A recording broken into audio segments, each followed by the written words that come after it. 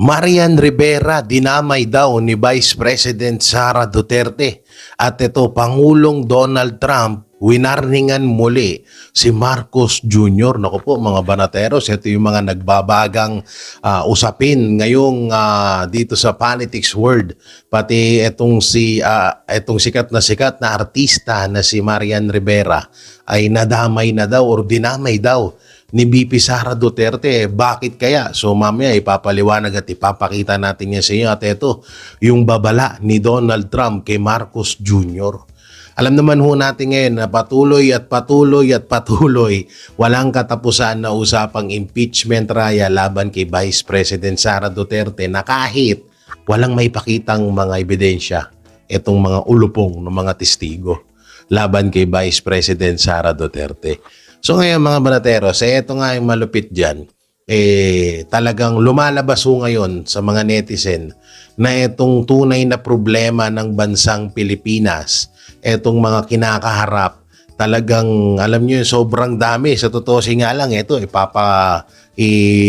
ano natin sa inyo iisa-isahin ho natin basahin itong mga dapat ay kaharapin ni Marcos Jr.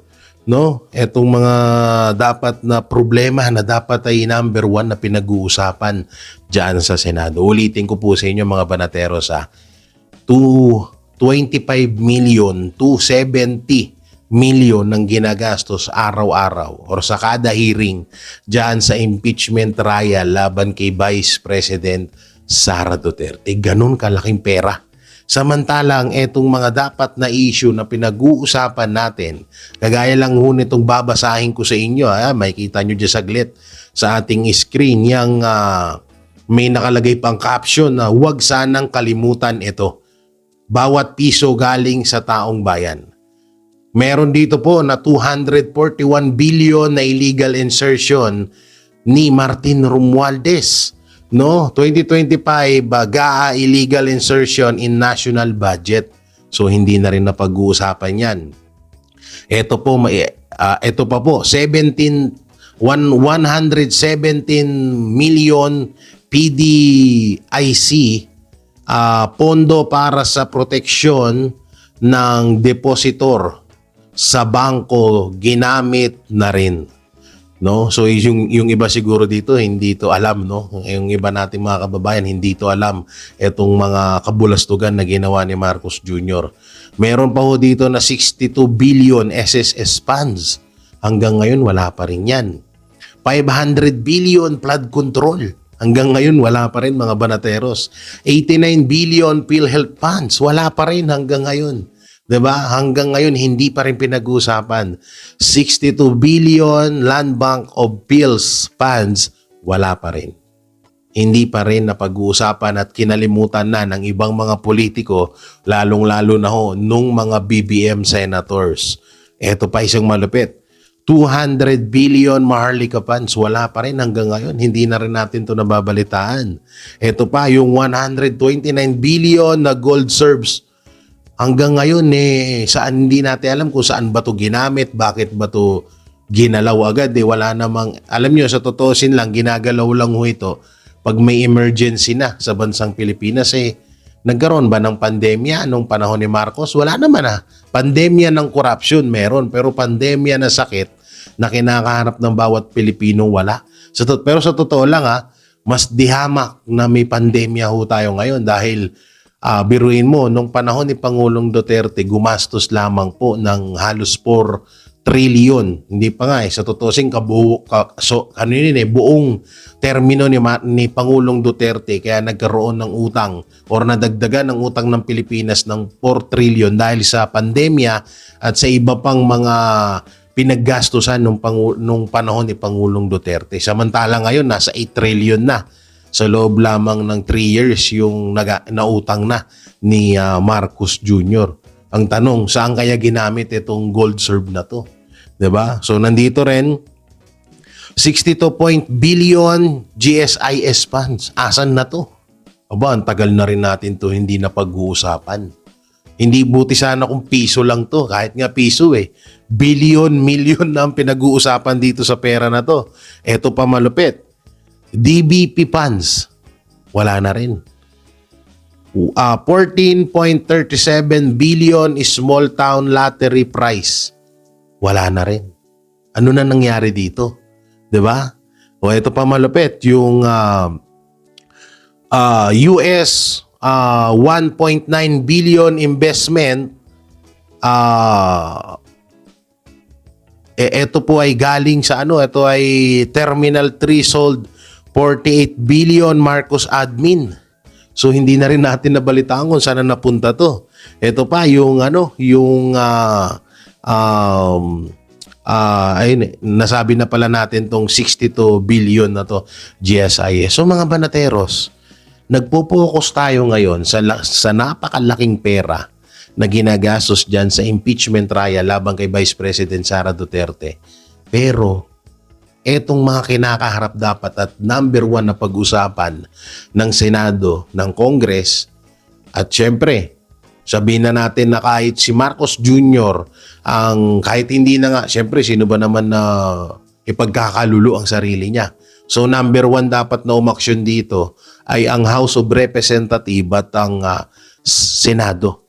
Dito sa hinahanap nating pera na nagsimula sa administrasyong Marcos. Pasensya na kayo kung ganito boses ko dahil namamauso tayo ngayon, no? So mga banateros, mga kabiyaya, ang tindi ho nito. Biruin nyo, bilyon-bilyon po, trilyon ang nawawalang pera na samantalang patuloy tayong gumagastos sa impeachment trial laban kay Vice President Sara Duterte na hindi naman natin napapakinabangan.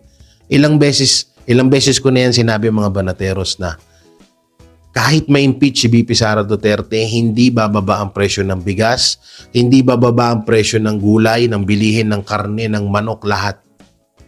Hindi bababa ang krimen sa Pilipinas at hindi ikakayaman ng Pilipinas ang impeachment ni Vice President Sara Duterte. So ngayon, dyan at dyan lang tayo nagpo-focus. Dyan at dyan lang ho tayo, mga banateros, na patuloy na sumusubaybay. Hindi ko naman sinasabi na huwag nating bantayan, pero alam naman din natin na sobrang galing ng defense team ni Vice President Sara Duterte. Ang pinupunto ko, etong mga sinasabi ko ito ay diretsa or direkta doon sa mga politiko, lalong-lalo na sa mga senador, sa mga congressman, na puro lang sa impeachment ang pinag-uusapan ngayon. Alam naman natin, kagaya lang, 'di ba, sinabi ni Pinky Lacson ni Maring Pinky na aabot daw ng Pasko or mahigit pa itong impeachment laban kay Vice President Sara Duterte. So alam naman din natin na kaya ginagawa nila to is para tabunan itong issue na kinakaharap, katulad yung mga pinakita ko sa inyo kanina. Para hindi nyo mapansin yun, ito yung ginagawa ng administrasyon na pang-habla or pang-display, pang-tabon. Pero sa totoo lang, yung sa likod ng impeachment na yan, ay yan po yung hinahanap nating mga pera na nawawala ho ngayon. Katulad na lang ho niyang illegal insertion na yan na 241 billion, yung 500 billion sa flood control. 'Di ba? At bakit patuloy na lumalaki ang utang ng Pilipinas? Alam kasi ni Marcos, ganito po kasi alam kasi ni Marcos Jr., mga banateros, na susubaybayan ng mga Pilipino etong impeachment ni Vice President Sara Duterte. Kaya gustong-gusto nilang gawin to. Sa totoosin lang talaga, yung about po sa pagpapapatay kay VP Sara, ay kayang-kaya talaga nilang gawin yun. Pero hindi nila pa ginagawa kasi nga kulang pa sila or hindi pa sila bastante sa mga ninakaw nila na pera natin. Kaya hanggang ngayon tuloy-tuloy pa rin na impeachment at impeachment pa rin ang pinag-uusapan kasi nga para hindi mapansin etong tunay na issue na dapat natin pinag-uusapan. Ang masaklap dito, etong mga senador na to, isa pa tong mga senador na, hindi ko nilalahat ng senador yung mga senador lang ni BBM. Etong mga senator ni BBM, imbes na, alam mo yun, na tutukan itong mga tunay na issue ngayon, hindi nila ginagawa. Sabi nga ni Erwin Tulfo, di ba, wag na daw pansinin yung flood control scam na yan. Di ba, biruin mo? So, ibig sabihin, talagang lumalabas ngayon na itong mga BBM senators ay talagang masasabi nating tumanggap talaga ng bilyong-bilyon or milyong-milyong pera na nanggaling sa ninakaw ni Marcos Jr. Romualdez at Lisa Araneta Marcos sa kaban ng bayan. Kaya ngayon, suportado nila tong impeachment na to at kaya pinapatuloy, pinapahaba at papahabain pa nila ng papahabain yan dahil para hindi to mapansin yung mga issue na yan. Ang masaklap pa dito, yung nga, sinabi ko nga sa inyo, nasa 25 to 70 million ang ginagastos araw-araw sa kada impeachment trial. So, alam kasi ni Marcos na talagang susubaybayan ng taong bayan yan eh.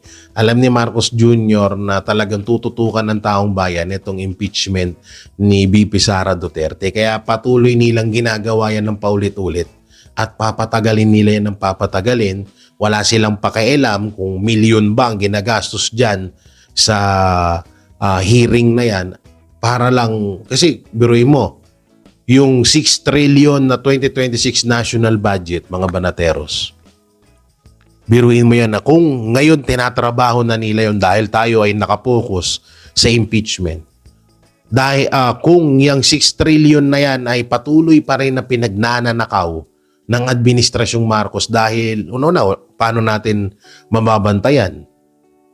Yung mga senador na lumalaban na mga nagbabantay diyan pinakulong. Kagaya lang nila Senator Bato, nila Senator Jinggoy at Senator Rodante Marcoleta. Yung yung unang-una pang lumalaban sa korupsyon kagaya lang ni Pastor. Pinakulong din nila, pinapahirapan nila. So yung mga tao na yan yung mga tigapagbantay. No, yan yung mga tigapagbantay ng kaban ng bayan na ipinakulong ni Marcos Jr. para nga hindi sila mabisto. Dahil nung panahon na nasa laya pa etong si Pastor, talagang lagi niya yung binobroadcast sa SMNI at sa iba pa. At lagi niya sinasabi sa mga Pilipino na yung iba nga dati ay hindi naniniwala kay Pastor pero ngayon ay talagang chineckmate or talagang naliwanagan na sila sa mga sinasabi binubulgar ni Pastor noon na ngayon ay nangyayari na. Kaya nga etong 6 trillion kinakabahan ako dito No? Kinakabahan ako dito na kung mapapansin nyo sa kada budget, 'di ba? Katulad ngayon, may budget na naman na hinihingi sila. Kung hindi ako nagkakamali, 7.2 trillion na naman sa 2027 national budget. So kung mapapansin nyo, kada may budget na hinihingi ang Administrasyong Marcos, may mga ganitong issue. May issue kay VP Sara, may issue kay Pangulong Duterte. 'Di ba? Yun ay isa talaga nilang taktika para malihis yung isip natin. Sa madaling salita ay minamind condition nila tayo para hindi natin mapansin yung pagnanakaw na ginagawa nila sa kaban ng bayan. So ngayon, kung maaaprobahan na naman itong 7.2 trillion na pondo sa 2027 national budget, paldo na naman sila. Isipin nyo maigi kung aabot ng halos ilang buwan itong impeachment ni Vice President Sara Duterte, mauwi man to sa impeachment o hindi, at least ang talagang puntirya nila dito, mga banateros, ay mapagtakpan yung pagnanakaw na ginagawa ng Administrasyong Marcos. Ilang taon na nila tayo niloloko? 2023, 2024, 2025 na yan nga yung issue ngayon, at 2026 tapos ngayon may 2027 national budget pa. Yung 2026 hanggang ngayon, may nakita ba tayo na inere ng Administrasyong Marcos na nakapagpatayo sila ng sandamakmak na paaralan? Sa Quezon City, sige, sabihin na natin meron. Bakit? Quezon City lang ba ang Pilipinas? Paano naman po yung mga lugar na nasa probinsya, sa iba't ibang lugar? So, ang tatanungin dyan, yung mga congressman, yung mga mga sumasakop sa mga distrito. Tapos pag hinanapan natin yung mga congressman, ituturo naman nila yung administrasyon. So ganyan ang nangyayari, nagtuturuan na lang sila. Kaya nga itong impeachment, papaubutin nila to ng ilang buwan hanggang sa matapos na or maubos na yung pera ng taong bayan. Kaya mga banateros, dapat hindi talaga natin ito kinakalimutan. Etong lahat ng mga kabulastugan, mga pagnanakaw ni Marcos Jr. Napakasakit lang na iilan na lang ho ang natitira ng mga nagbubunyag ng pagnanakaw at kademonyohan ng Administrasyong Marcos. Kasi halos po yung unang nag-reveal ng kawalangian ni Marcos Jr. na si Pangulong Duterte at si Pastor, ipinakulong ni Marcos. Si Marcoleta, si Bato de la Rosa, ipinakulong ni Marcos. Yung ibang mga senador tinatakot para lang hindi sila kalabanin, hindi halungkatin. Si Joel Villanueva na dati pinagmamalaki niya na siya daw ang unang nagbulgar ng kasamaan ni Saldico at Romualdez. Pero ngayon, nasan na? Nandun na siya sa hawla ni Martin Romualdez. So wala na mga banateros. Kaya siguro ang magandang gawin na lang talaga natin, tayo mismo. Aaraw-arawin natin kakalampagin kahit sa social media, sa Facebook, mag-post tayo na asan na to? Asan na ito? Asan na to Pangulong Marcos Jr.? Asan na yung pera na to? Napakinabangan ba namin to? Napakinabangan ba to ng mga kababayan namin, ng kapwa namin Pilipino? Napakinabangan ba namin to? Hindi. Hanggang ngayon nga, wala silang may paliwanag sa ano, di ba? Sa mga nawawalang mga insertion, sa mga pondo, budget, wala. Kahit yung mga senador na tawag dito, yung mga senador na di umano ay nakatanggap, tahimik din. Pero ang lalakas nilang magkomento about sa impeachment, pagdating dito sa flood control scam, nga sila. No? Kaya nga talaga sobrang walang kwenta po talaga itong impeachment trial ni Vice President Sara Duterte. Unang-una, laging nabibisto yung mga testigo, nasusupalpal ng defense team ng Office of the Vice President. Talagang nakahanga-hanga lang talaga din etong kampo ni Vice President Sara Duterte dahil sobrang galing ng mga talagang miyembro ng defense team nila. Ngayon, eto po mga banateros, may mga ipapakita or may ipapanood po ako sa inyong video na bakit nga ba nagkakaletse-letse at sino nga ba talaga ang nasa likod ng mga testigo na hinaharap ngayon sa impeachment laban kay Vice President Sara Duterte. So ito po at panoorin natin. Nirush nila yung kanilang investigation report pagkatapos hindi niya matandaan kung ano ang nangyari noong February 5, 2025. Lahat tayo alam natin kung ano yung nangyari noong February 5, 2025. Siya na NBI, siguro Director 3 ito, Director 4 ang rango. Abogado pa. Taas na yan, susunod dyan, ASEC na. Hindi niya matandaan, hindi niya raw alam kung ano nangyari noong February 5. I mean, sino niloko nito? No, halatang halata mo, hindi nga makatingin ng diretso sa camera, hindi niyo napansin, no? Talagang napakasama ng investigasyon at halatang halata na from the very beginning meron na silang conclusion na gustong mangyari, no? At pinagtagpi-tagpi na lamang yung mga video sequences, pinagtagpi-tagpi na lamang yung mga statement ni Vice President Inday Sara to come up with what they call a prima facie evidence against her. Ano hong masasabi po ninyo? Initial o unang assessment po ninyo sa day 4 ng impeachment trial, lalo na po itong ikalawang testigo po ng prosekusyon? Una-una ako yung nagpapasalamat sa SMNI, sa DZAR sa inyong pag-anyaya kasi kanina pinakikinggan ko yung inyong news reports at compared doon sa mga napakinggan ko kagabi, galing doon sa mga tinatawag nating traditional media o yung ang mga nagmamay-ari ay yun ding mga nagmamay-ari ng mga pinakamalalaking negosyo dito sa Pilipinas, kayo'y balansyado. You showed also the questions of the senator judges as well as the defense panel, samantalang yung iba kagabi puro lamang yung mga questions ng prosecutor at halatang halata mo na slanted yung kanilang pagbabalita. Na hindi tuloy makuha ng ordinaryong mamamayan na nakikinig doon sa kanilang mga istasyon yung talagang nangyari doon sa hearing kahapon, no?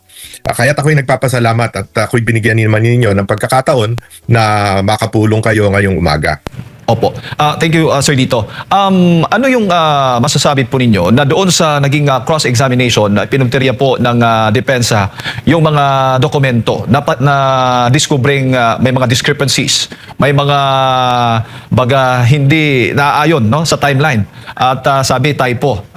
Sa inyo pong pananaw, gaano ho ito kabigat o para po sa isang prosecution o sa depensa man ang ganitong ipinapakita na isang testigo po sa impeachment trial? Kung ang mga itong sila Lotok at sila ano pangalan no isa Kalilong Yes. no? O yung kanilang grupo ay nagkataong ang boss nila ay si dating PNP Director General PNP Chief Ping Lacson, tatawaging Islapi yung kanilang report. Ganyan din ang ginagamit na description, hindi lang ng mga pulis kundi pati ng militar, no? Islapi, ibig sabihin basura yung kanilang investigasyon. In such a high-profile case, hindi naman ito, miski na ordinaryong tao halimbawa ang iyong iniimbestigahan, dapat tama lahat ng iyong sinusulat. Ini-inspection mo ang bawat linya ng iyong report at iyong affidavit. Ito, Vice Presidente ng Pilipinas at pangalawa, napaka-high profile nitong case. Buong Pilipinas alam itong kasong ito. Pagkatapos ang dami mong pagkakamali. Unang-una na lamang, natatandaan nyo kahapon, nirush nila yung kanilang investigation report pagkatapos hindi niya matandaan kung ano ang nangyari noong February 5, 2025. Lahat tayo alam natin kung ano yung nangyari noong February 5, 2025. Siya na NBI, siguro Director 3 ito, Director 4 ang rango. Abogado pa. Mataas na yan, susunod dyan, ASEC na. Hindi niya matandaan, hindi niya raw alam kung ano nangyari noong February 5. I mean, sino niloko nito? No, halatang halata mo, hindi nga makatingin ng diretso sa camera, hindi nyo napansin, no? Talagang napakasama ng investigasyon at halatang halata na from the very beginning meron na silang conclusion na gustong mangyari, no? At pinagtagpi-tagpi na lamang yung mga video sequences, pinagtagpi-tagpi na lamang yung mga statement ni Vice President Inday Sara to come up with what they call a prima facie evidence against her, no? Miski sinong piskal itatapon nito, kaya nga miski DOJ napahiya kasali rin naman ng DOJ dyan sa pagdiin kay Vice President Inday Sara, pero miski sila napahiya doon sa unang report kaya ibinalik at humihingi ng additional evidence. Opo. At bukod pa dyan, Sir Dito, madagdag ko lang din, yung pag-amin po ng ni Attorney Lotok na gumagamit po sila ng templated na mga affidavits o template affidavits na may magkakahawig po, no, na maling spelling na discovery po yan tulad po nung yung mama na sinasabi po doon sa affidavits para po sa iba't ibang agents.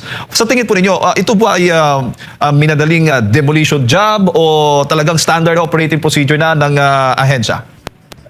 Ang lahat ng ito ay demolition job from the very beginning. Ito'y matagal ng pinlano. It is a conspiracy from the very top of government, no? Mag-umpisa doon sa pag-alok ng confidential funds galing sa Office of the President, tinransfer sa Office of the Vice President. Doon pa lamang, ang problema nga nito mukhang na-set up ang Vice President Sara na ang akala naman niya ay bukal sa damdamin o sa loob ng mga opisyal ng gobyerno, kasama ang DBM, kasama Office of the President, kasama ang ang House of Representatives ng pangalawang taon, na mabigyan siya ng confidential at intelligence funds para magamit niya upang mas mabuti niya, mas maigi niyang mapadala ang kanyang mga serbisyo sa ating taong bayan. Pero ito'y mukhang na-trap siya. At kaya alam na alam nila ang plano, talagang conspiracy from the very top. Kanya sinundan ito ng mga Quadcom, ng public accountability hearings, na nakita rin naman natin na napaka one-sided. Dumating dun sa talagang iniipit ang Office of the Vice President at ang DepEd, to the point na ikaw man ang nasa lugar ni Vice President Inday Sara, halatang halata mo na persecution ito. This is an inquisition. Parang nung panahon ng Kastila, nung panahon ng mga hari at reyna sa Spain na ini-inquisition ng mga Hudyo, ini-inquisition ng mga hindi naniniwala sa simbahang Katoliko, no? Ganun ang sistema Kaya talagang nirarush pa nila yung investigation. Isipin mo, November 23 ng madaling araw nang magsalita si Vice President Inday Sara, yung bugso ng damdamin niya, yung galit niya dahil sa nais na ilipat ang kanyang Chief of Staff na babae pa man din mula sa House Detention Center to the Women's Correctional sa gitna ng gabi, no? Sa madaling araw. So talagang Sinadya ang lahat ng ito, no, para mapikon, magalit, no, si Vice President Inday Sara at magkaroon sila ng dahilan para i-trigger yung first impeachment complaint na ginawa February 5. So minadalian from November 23, 24 all the way to the Christmas vacations, all the way to January 30, yung first affidavit or IDF. Opo. At nanindigan pa itong si Attorney Lotok na may real and actual threat nga daw. Umano, itong banta ni VP Sara, gamit daw yung 4 na batayan, yung kanyang manner, yung kanyang literal meaning, yung toxic relationship, at yung nature ng kanyang instruction, Sir Lito. Pero, dapat ba, sa mata ng publiko, dapat bang paniwalaan ang mga ganitong mga sinasabi ng testigo kung kulang, o baga may error, may typo error, mali-mali yung mga petsa, at hindi pa masyadong hindi may personal na hindi pa nga alam niya kung ano yung talagang kumpletong detalye ng ginagawang investigasyon doon sa ibang mga media. Sa inyo pong pananaw, Sir Lito, ano yung masasabi po ninyo? Masyadong imaginative, no, at speculative yung kanyang mga conclusions, no. Matatandaan natin na nagtanong mismo si Senate President Sherwin Gatchalian at maging si Senator Alan Cayetano na binanggit niya doon sa kanyang report yung statements ng AFP, ng PNP, ng National Security Council, pero hindi man lang niya in-interview ang mga opisyal nito.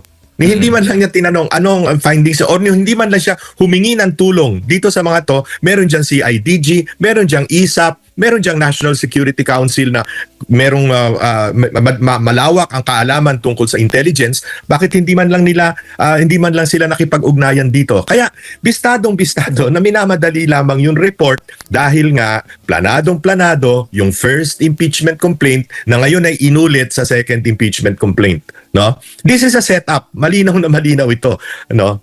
Opo. Sir Lito, bago ko lang ipasa kay Partner Admar, doon po sa mga senator judges, papaano po ninyo tinitingnan ang kanilang mga political biases, kung meron man? Well, hindi ko nababanggitin kung sino kasi lahat naman tayo siguro Yes. makinig. Siguro may mga isa o dalawa na malinaw na may script na binabasa at mukhang nagte-text yung prosecution panel o yung mga congressmen dun sa kanilang mga kakamping senador. Pero makikita rin natin na basically open ang mind ng karamihan, no, doon sa mga nagtatanong na senator judges, no. Kaya punto sila ng mga magagandang aspeto kung saan nabutasan itong testimonya nitong si Regional Director Lotok, no, na nalaman ko lamang kasi nung Sabado nagkataong ako'y naimbita sa 60th wedding anniversary ni dating Mayor Lito Atienza at ang nakaupo ko sa lamesa ay puro mga pare, no, mga pari ng simbahang Katoliko kasama si Bishop Bacani at doon ko lang nalaman na ito palang prosecutor ng yung lead prosecutor dito sa article na ito, si Attorney Ligutan, ay classmate ni Jude Asidre ng Tingog Party List, no, na bata ni Speaker Romualdez. At kahapon do sa pagpapalit nila kasi yung isa doon sa mga nasa lamesa namin, classmate niya sa seminaryo. Classmate sila sa seminaryo. Si Asidre siya at saka itong si Ligutan. Pagkatapos, ito pala si Lotok ay nagkaroon din, taga-waray-waray din. I'm not making any. Binanggit ko lang ito just to show na siguro nga talaga planadong-planado ito, pati yung mga cast of characters, wika nga, puros mga taga isang lugar lamang, ano. But the point is, palagay ko unti-unting nabubuksan ang pananaw ng ating mga senator judges, no, dito sa napaka-damaging na testimony nitong si Lotok, Attorney Lotok, no, para nilang makita na talagang mukhang sinet up lamang si Vice President Inday Sara Duterte rito at wala talagang malinaw na basehan para sabihin siya ay inciting to sedition. Napakabigat nun para mo maano sa ganyang klaseng investigation. At pangalawa, yung grave threats, no, which constitute, according to the prosecution, an impeachable offense, no. Sir Lito, si Admar po ito. Magandang umaga. Magandang Mapapansin umaga po sa iyo, natin every panahon ng kampanya during sa pagsasalita ng mga politiko. Hindi rin may iwasan itong mga ganitong mga banta-banta na alam niyo na pagkalaban sa mga politika, pang-bluff, lalo na pag may narinig ka na banta, iba-bluff mo rin siya kasi meron din akong nababasang mga komento po na kung sadyang gustong i-assassinate ng pangalawang pangulo ang kanyang target, bakit niya ito isa sa publiko, Sir Lito? Tama ka dyan, Admar. At maski na ordinaryong tao sa karsada, palagay ko, maniniwala dyan sa iyong puntong sinabi na yan. No? Kung talaga meron kang plano, bakit mo i-advertise? Bakit mo sasabihin antimano kung ano yung plano mo? Para bang yung ginawa nitong si dating nung first day ba yon o second day yata ng trial na si Attorney Lorna Capunan na sinabing balak daw nilang kuning hostile witness si Vice President Inday Sara. Kung may balak kang ganun, wag mo sabihin, imbitahin mo na lang, humingi ka na lang ng sampina ad testificandum, no? Kaya yun ang problema sa mga tao na nauuna ang daldal kesa sa pag-iisip na malalim na pag-iisip at pagsusuri, no? Talagang kung paano inaaksaya ng mga ito ang panahon ng buong sambayanan na dapat ay nakatuon sa mga pang-araw-araw na problema natin. This is all toxic political noise, no? At paalala ko lamang sa ating tagapakinig na matatandaan niyo siguro na si Bongbong Marcos, mismong presidente, nagsabi noon na this impeachment will not do any good for a single Filipino. Di ba meron siyang sinabing ganon noon na ayaw niya raw, kesyo hindi niya raw gusto itong impeachment. Samantalang ngayon, malinaw na malinaw, nagsisinungaling silang lahat. Opo, at batay nga dito sa impeachment law natin, no, sa 1987 Constitution, yung accountability of public officers, sinasabi nga dito na ang pwedeng kaharapin ma-impeach ang isang impeachable official kung meron siyang culpable violation of the Constitution, treason, bribery, graft and corruption, other crimes, or betrayal of public trust.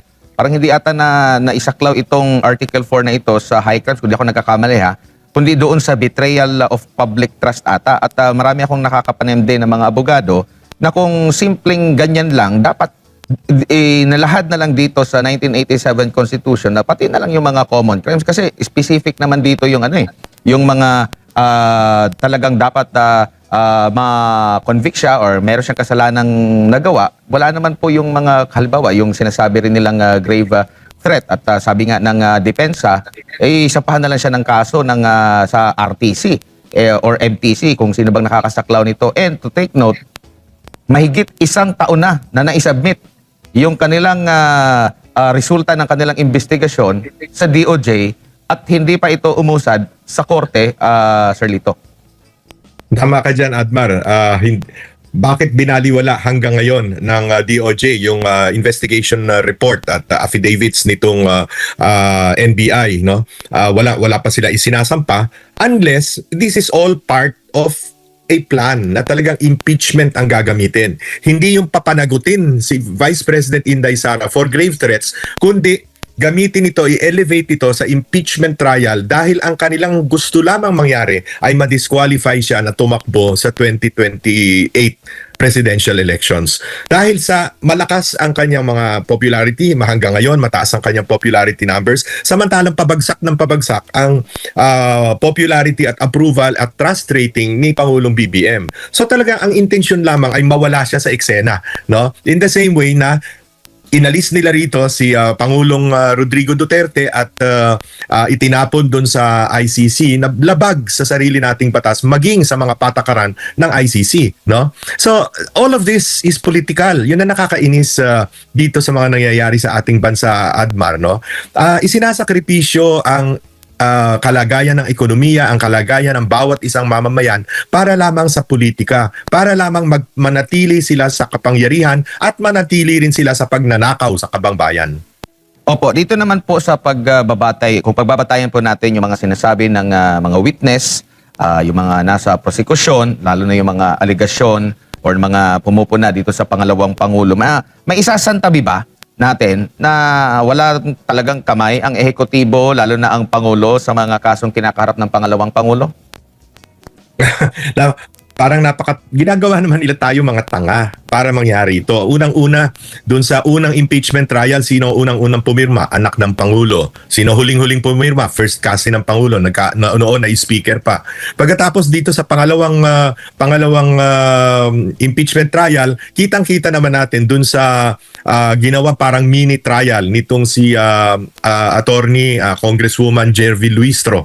Kitang-kita naman natin kung paano pinatakbo yung investigasyon, no, yung preliminary investigation so-called doon sa Committee on Justice, na ngayon ay mas marami ang pumirma, 257 ba o something like that, no? 257 na batay sa mga sinasabi ng kapwa congressmen nila katulad ni Congressman Egay Erice ay mukhang may pabuya para ka pumirma, no? At yun na nga, na-discover na natin yung flood control projects, no, noong 2023, 2024 and 2025 budgets. Siguro ngayon farm to market roads naman ang paggagalingan ng kanilang mga pabuya, no? This has become so much of a criminal conspiracy against the interests of the Filipino people. Opo, agad po na depensa ng administrasyon ay walang halong politika ito, lalo na yung mga sumusuporta kay Vice President Sara Duterte, nagiging kritiko ng administrasyon na maraming kinakaharap na kaso, nakakulong na ngayon, meron pang bantang ikukulong yung iba, pero sasabihin ng administrasyon, lalo na Malacanang, na walang halong politika ito. Paano maging kapanipaniwala ang ganitong pahayag po, Sir Lito, sa mga pangyayari po ngayon para paniwalaan natin sila na walang halong politika at nagkataon lamang ang lahat? Unang-una, nakita natin kung paano si presiding officer Senator Chis Escudero ay sinabihan, inakusahan na hindi lamang doon sa nitong si Yusek Romy Bernardo na ngayon ay state witness, no? At na-implicate din doon sa mga sinabi ng mga Marines, ex-Marines, ex-sundalo tungkol sa mga delivery ng maleta, no? Na tinakot at nung bumigay, ngayon ginawa pang presiding officer. So meron ka ng presiding officer na bagamat so far dahil matalino naman yan, bigay na natin sa kanya yon kay Senator Chis Escudero at magaling na mga abogado yan. Pero at the end of the day, hindi mo matatanggal yung duda o yung agam-agam na kasi merong sword of Damocles over his head. Ganun din si Senator Joel Villanueva. Sabi ng ombudsman, sa loob ng 2 linggo, magsasampa na kami ng kaso. O 2 buwan na po ang dumaan sa ombudsman Boying Remulla. 2 buwan na po. Nasan yung kaso? Pero in the meantime, tumalo na doon sa kabila, no? Si Senator Marcoleta, walang kakwenta-kwentang kaso na ginawa plunder imbis na graft, no? Kitang-kita natin na talagang they will move heaven and earth, wika nga, para lamang matanggal sa pagka-vice presidente si Vice President Inday Sara. Kaya ito'y magtatagal pa ito at in the meantime kung ano-anong kabulastugan ang ilalabas nila, maaring yung mga iba ay hinahanapan pa nila ng ebidensya, hanggang ngayon ay nag-fishing expedition pa sila para lamang siraan ang siraan. Kasi double prong dito, Admar. Kung halimbawa ang ating mga senator judges ay hindi bumoto for conviction, no, dahil 16 votes ang kinakailangan to convict at hindi nila maabot yung 16 na yon, gagamitin nila itong mga buwan na darating ng investigasyon para siraan si Vice President Inday Sara, katulong ang media na kakampi nila, no? Para nga ang lumalabas lamang sa mga ibang media, liban na lamang dito sa SMNI at saka sa Net25 ay slanted para ikundina in the public eye itong si Vice President Inday Sara. Napaka-unfair ng ginagawa. Ang politika dapat merong tawag sa Kastila, hugar limpyo yung patas na laban. Dito sa gobyerno natin walang patas na laban Everything is always one-sided. Opo, at nakikita nyo rin po ba, Sir Lito, na sakaling i-impeach nila ang pangalawang Pangulo, lilipat na sa kanila ang mga supporter ng pangalawang Pangulo kung sino man yung kanila pong magiging pambato, o baka naman, under pa rin ni Vice President Sara Duterte, yung mga galing sa suporta niya, doon lilipat yung mga supporter niya? Primero sa tanan, Admar, kitang mga Bisaya, kitang mga taga Mindanao, dili man kita mo uyon sa kining mga gihimo nila kontra kang Inday Sara. That is 33.5% of the vote. Hindi ko pa binibilang ang mga Bisaya at ang mga taga Mindanao na nakatira sa Luzon, no? Yun hindi matitinag yon sapagkat nakita nila, no, kung paano inapi ang kainan na sabihin na natin kapwa nila Bisaya at kapwa nila Tiga Mindanao na si Inday Sara, at maging ang siguro hindi ako nagkakamaling sabihin na ang Pangulo na pinakamahal ng taong bayan, hindi lamang ng Bisaya at Mindanao kundi pati ng mga taga Luzon at taga NCR, na kanilang sinuko, itinapon, ikinidnap at pinadala doon sa Den Hague. Hindi kayang makalimutan ng taong bayan ang ganyang kalalang kasamaan. Opo, dito naman po sa nakatakdang SONA ng Presidente, ano po kaya sa tingin ninyo, sa assessment po ninyo sa nakalipas na isang taon na ang kanya pong ipagmamalaki?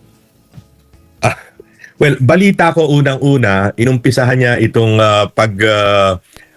rigodon o pagtanggal ng ilang mga opisyal sa kanyang kabinete na bagamat sangkot sa mga kung ano-anong akusasyon ng katiwalian ay hindi tinatanggal kundi pinagre-resign dahil may sakit o kaya nire-recycle, no?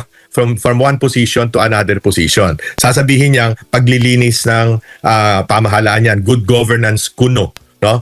Pangalawa, siguro, at ito'y mga balibalita na nasasagap natin, meron daw mga ilang congressman na sasampahan ng kaso ng patungkol dito sa flood control scandal para naman hindi kahiya-hiya na ibalik sa kanya yung kanyang mga katagang mahiya naman kayo na binitiwan niya noong nakaraang SONA. So, but all of this is optics. Lahat ito ay kunwari lamang. Isipin mo nga, yung secretary ng DPWH gagawing state witness. Saan ka nakakita yung taong pumirma ng kontrata, yung nagpabid ng kontrata, yung nagbayad sa mga kontraktor, gagawin mo state witness. Lokohan lahat ito, Akbar. Kaya nga, kung basta natatawa na lamang tayo kuminsan sa kanilang ginagawa. Pero halatang halata no? Opo. Ewan ko kung ano sasabihin niya sa susunod niya SONA at ano'y pagmamalaki niya. Wala namang, ayan. Dito pa lang sa Quezon City, sa Manila, nagbaha-baha na naman. Sa Bulacan, bumalik ang baha. Sa Pampanga, nagkaroon ng landslide sa Davao Occidental, sa Panay, kung saan-saan. Nasaan yung mga proyektong pinagmamalaki nilang 5,500 flood control projects? Opo, meron pong inilabas ang SWS na survey na mula -15, naging -7 ang net satisfaction rating. Pero negative pa rin po. Mas marami pa rin po yung hindi satisfied sa pamumuno kumpara doon sa satisfied. Anong basa niyo po rito, Sir Lito? Alam mo, Admar, dapat malaman ng taong bayan na yung pagsasurvey, hindi ibig sabihin na gumawa ka ng let's say 1,200 or 1,800 respondents nationwide ay lahat ng probinsya o lahat ng rehiyon ay nasa survey.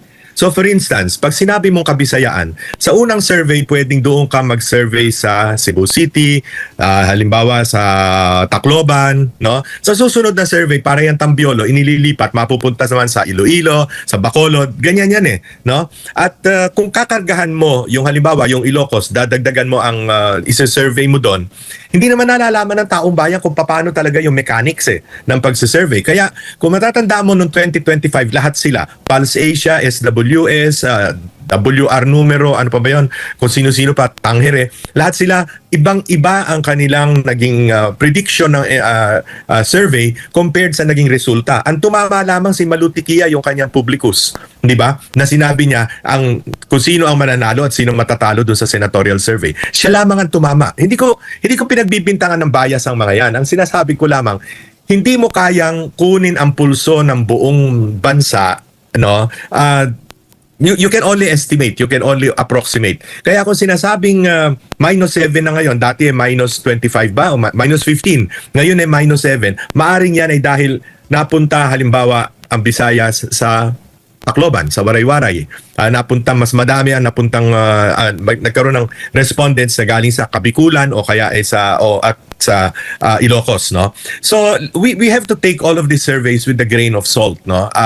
Ang malinaw na malinaw, palagay ko naman lahat ng tao ngayon ay nakakaranas ng hirap, ng gutom, na hindi magkasya yung kakarampot nilang kinikita, samantalang pataas ng pataas ang presyo, na wala namang magawang solusyon ang pamahalaan. O ngayon, pumutok na naman yung Iran, nagbobombahan na naman sila doon. Sa isang linggo, tataas na naman ang presyo ng gasolina. Mano bang tulungan naman ng gobyerno ang taong bayan, bawasan man lamang yung VAT o yung excise tax na pinangako, hindi rin naman ginawa, no? Para man lamang mapaibis na, medyo makabawas naman, no, sa gastusin ng taong bayan at sa pagtaas ng presyo ng pangunahing mga bilihin. Ay, grabe, ang tindi ng mga pinaliwanag at mga sinabi nito ni Sir Lito Banayo. No? Alam niyo si Sir Lito Banayo, kailan ko lang din to nakilala. Kailan ko lang din to napanood. Pero nagugustuhan ko, hindi porket nakadepende sa mga Duterte, pero nagugustuhan ko yung pahayag niya dahil ito talaga yung totoo. Talagang tama itong mga pinagsasabi niya mapatungkol nga dito sa impeachment ni Vice President Sara Duterte. At ito, mga banateros, wag na natin patagalin. Itong mapatungkol dito sa sa warning ni Pangulong Donald Trump kay Marcos Jr. Ito po, basahin natin ha. Trump nanawagan sa mga bansa na kumalas na at putulin ang suporta sa ICC. Pinalalawak ng administrasyon ni US President Donald Trump ang kampanya nito laban sa International Criminal Court o tinatawag na ICC sa pamamagitan ng paghikayat sa ibang mga bansa na kumalas na sa tribunal at ihinto ang pagbibigay ng pinansyal na suporta rito. Ayon sa isang opisyal ng US State Department, bahagi ng hakbang ng Washington ang panawagang umatras ang ibang pang estado mula sa Hague Base Court at putulin ng pondong inilalaan dito sa itinuturing na Estados Unidos nang walang jurisdiction ang ICC sa mga mamamayan at opisyal nito.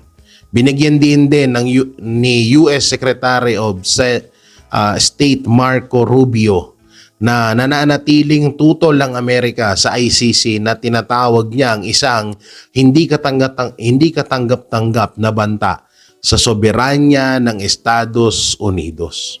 So alam naman natin mga banateros na may mga bali-balita nga na si Marcos Jr. daw ang tawag dito, ang nagpupondo ngayon sa ICC.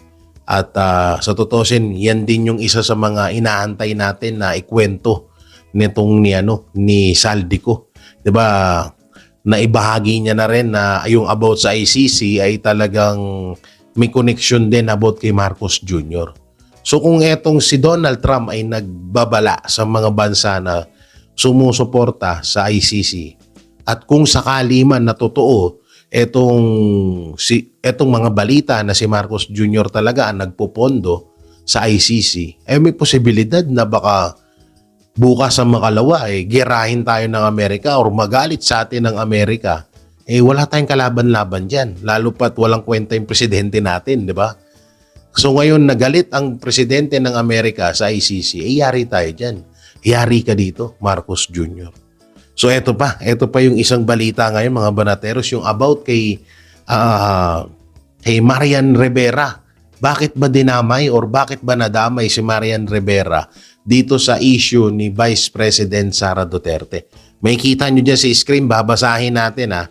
Medyo brutal lang ang mga maririnig nyo rito kasi nga pinagmumura po ng isang poster or isang netizen na nag-post na nagngangalang Ardolis Arnalo Cindy ang nag-post nito. So basahin natin ha. Gaga ka, animal ka, Sara Duterte.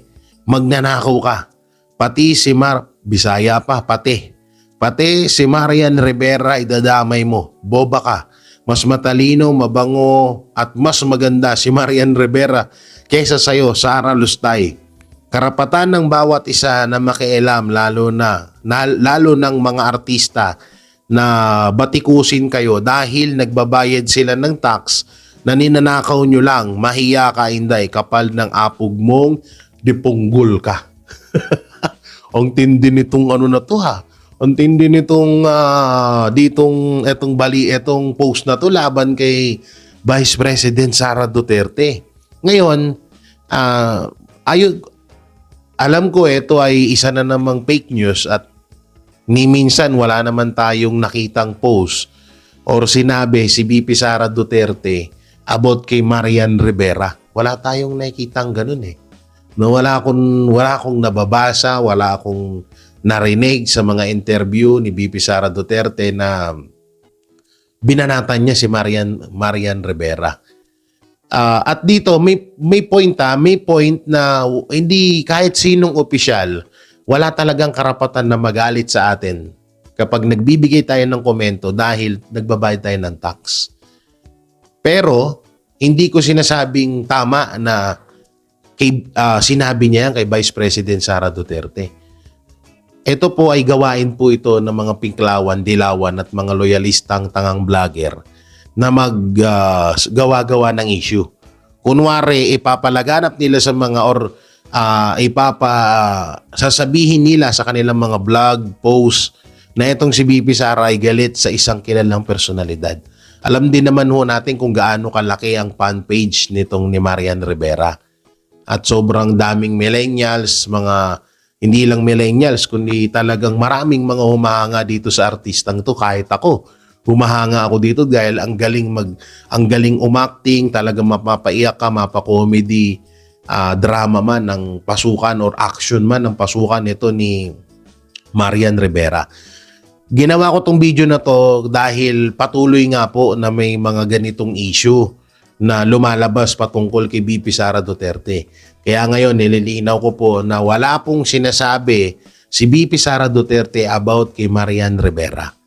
Kung meron man, sana napanood nyo na po yan sa SMNI, sana napanood nyo na po yan sa Net25. Malaking issue ho yan kung sakali. Baka mas tinabunan pa yung impeachment trial na yan kung sakali. Dahil nga, ito pong post na to ay isang fake news. At kung sino man yung nag-post na yan na pinagmumura mo si VP Sara Duterte, alam nyo, bago ka sana nagmura, bago ka sana naniwala sa mga ka-fake newsan ng mga loyalistang vlogger, sana ay inalam mo muna ang punot dulo kung meron ba talaga or kung totoo ba na binanata ni VP Sara etong si Marian Rivera. So yung mga banateros, mga kabiyaya, hanggang dito na lang yung video natin. Maraming salamat sa panonood. Pasensya na kayo, malat tayo at medyo pagod din dahil tayo po ay naglipat. Oo, pero secret muna kung nasan tayong lugar, no? Pero tayo po ay naglipat at tayo medyo ay inuubo pa rin. Kaya hindi tayo masyadong makasigaw at wala pa pong masyadong pintura tong background, kwarto, studio na pinagbablagan natin. Lalagyan ko to ng soundproof para kahit magsisigaw tayo dito ay okay lang, hindi tayo maririnig sa labas, no? So yun, maraming salamat syempre mga banateros, at huwag nyo na rin kalimutan na mag-like, share, comment, and subscribe sa ating YouTube channel. Paipindot na lang din po yung bell button para lagi kayong updated sa ating mga video araw-araw, at pakidamay na rin po ang lahat ng Banateros Brothers, at syempre especially to Banat Bay. Maraming salamat sa pagsuporta sa SMNI DCAR 1026 kay Pastor Apollo Kibuloy, sa pamilyang Duterte, at sa lahat ng Banateros Brothers. So mega love shoutout sa lahat ng OFW Hero Abroad na patuloy na sumusuporta sa amin lahat, at sa mga mahal natin senior citizen, at sa lahat ng mga Pilipinong naniniwala sa amin lahat. So thank you. Ingat kayo palagi. God bless and peace, and bye-bye. Yan ang Banateros, walang inuurungan. Pag tama palakpakan, pag mali ay babanatan. Yan ang Banateros, boses ng ordinaryong Pilipino. Banateros ay walang makakaawan, walang inuurungan. Banateros.